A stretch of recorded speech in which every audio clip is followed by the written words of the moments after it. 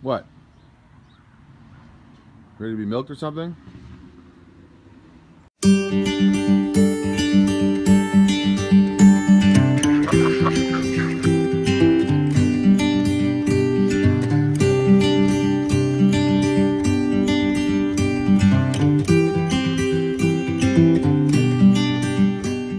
Good morning, everybody. I am Jeff the Homestead Dad, and welcome to the Homestead Hood. You guys can see it is a muddy mess. We got our little path from the house over to the barn.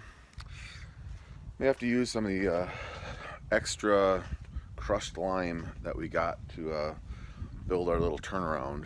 I'll show you, to make a little path there, because when it gets wet, it gets kind of mushy. And normally in the summer it's not too bad. Spring, summer, fall, but like late winter when the ground thaws and all that stuff, not so good. So there's my little turnaround. There's my extra gravel. I may have to use some of that.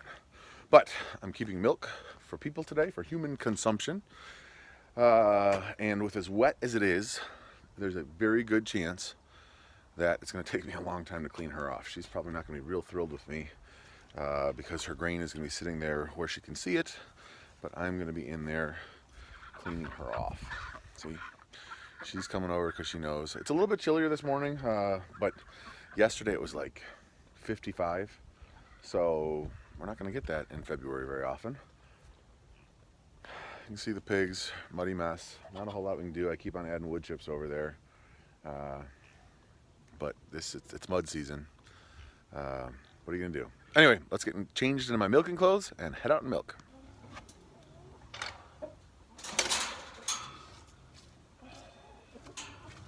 Okay, so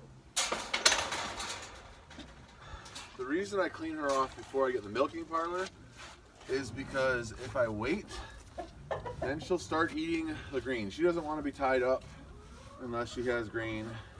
I haven't trained her that well. So I will, oh, there's some rubbing here. I wonder if he's been trying to breed her. Anyway, so I will try to clean her off as best as I can out here. And in fact, I'll go into the milking parlor and try to make sure everything's clean in there, so that when I get in there and she starts eating, I'm not putting myself on a short clock for milking. So that's why. And I just use, it's just a brush from Dollar Tree. You can see normally, so she's clean over here. This is where she's been kind of laying in some wet mud. So I'm just trying to make sure that none of this is going to end up falling into the milk. So I'll just brush her off real good.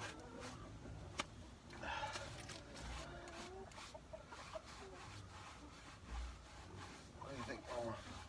That good? And you can see she's a real good cow. She just sits here and lets me do it.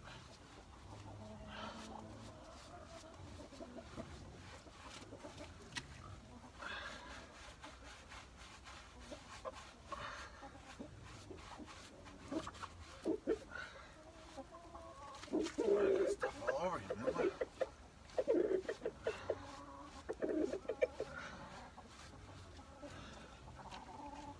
I get the back of her udders here.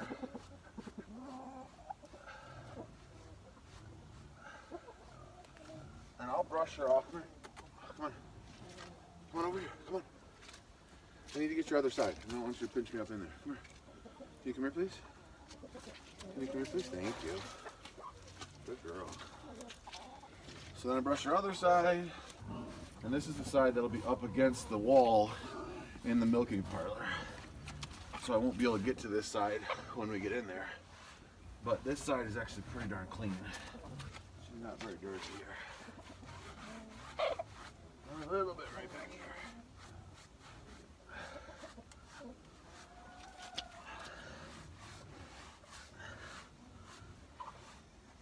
Yeah, you gonna lick my hat off my head? Thank you.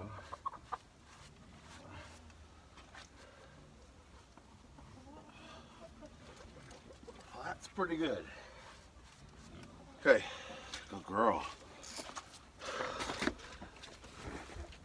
Let's go do the milking parlor.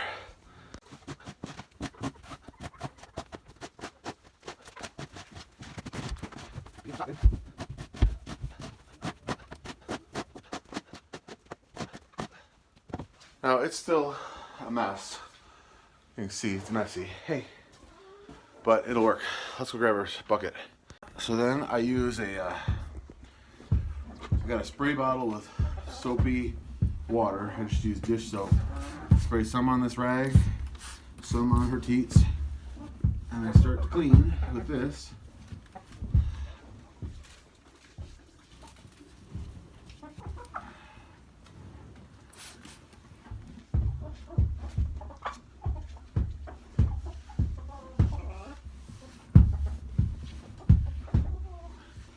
And after I've gotten her mostly clean, I go to a cleaner towel and finish cleaning her. So a little more soap on here.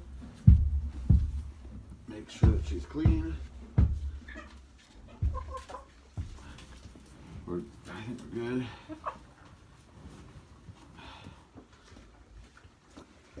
Okay, so then after I do that, when I'm keeping milk for people, I take 3 squirts out onto the ground just to make sure that there's any debris or anything got into her teats. I'm flushing that out.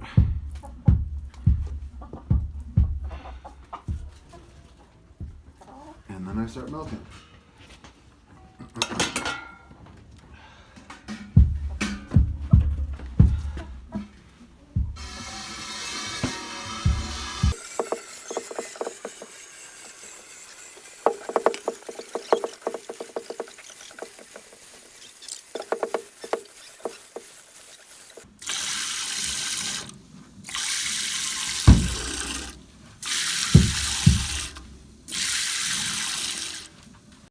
Hear my dog?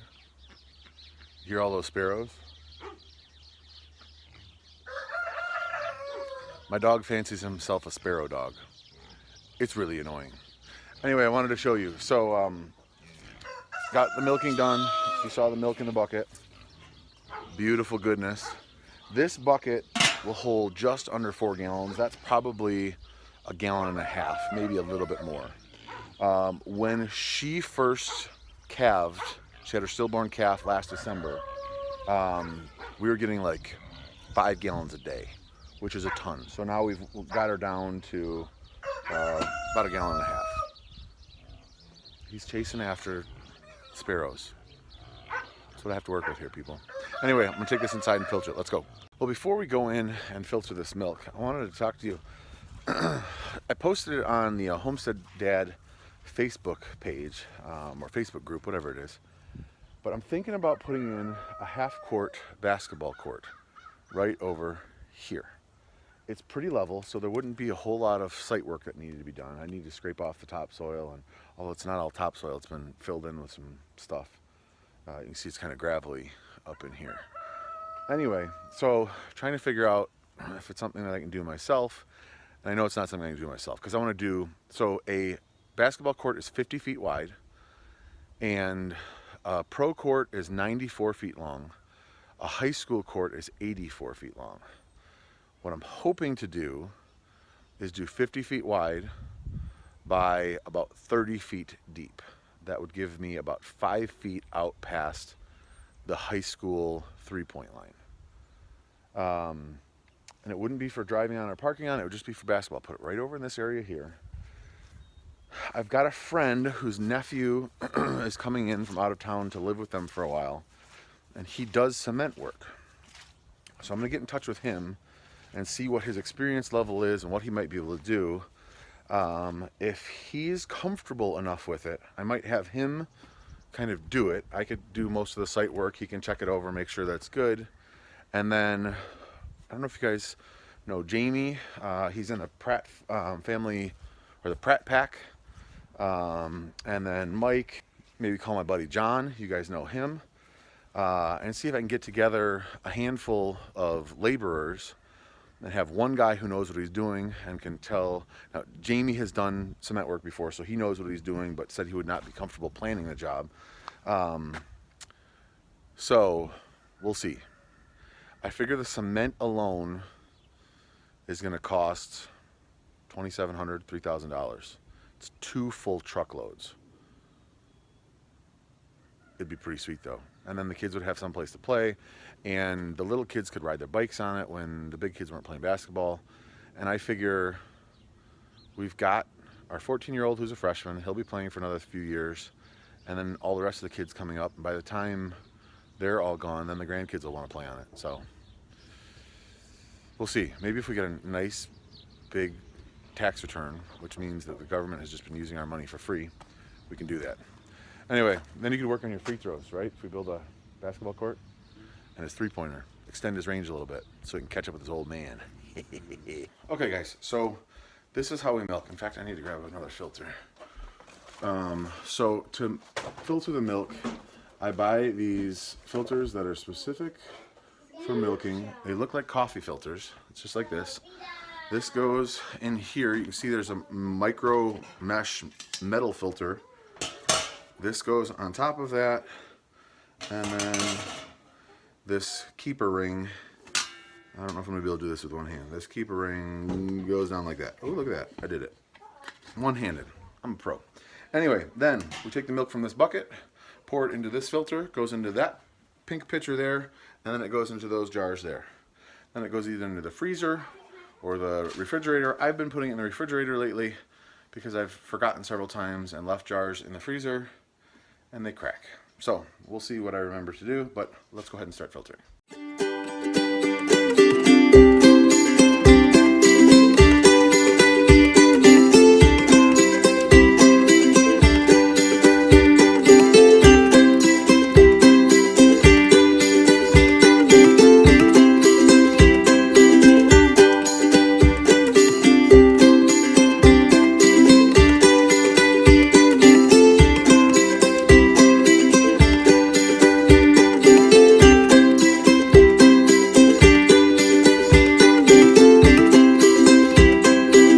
To the barn and the milk the freezer. The reason it goes into the freezer is it just gets it cool faster so it lasts longer, and then once we take it out of the freezer we put it here in the refrigerator, and then when we need it we bring it in the house. So that is our milking process. I appreciate you guys joining. If you haven't already, subscribe, click on that thumbs up. The thumbs up really helps the channel a ton, so if you could do that, that'd be awesome. And join the Homestead Dad Facebook group. It's a lot of fun. Also, if you know anything about cement, give me some tips, some pointers. I'm definitely not going to do it myself because I know there's enough science to it, experience to it that I don't have. But if I can find somebody that can help me out with it, maybe I'll do it. Anyway, thank you guys so much for watching. God bless you and your family. We'll see you guys in the next video. From the freezer into the fridge, so I didn't forget. See ya.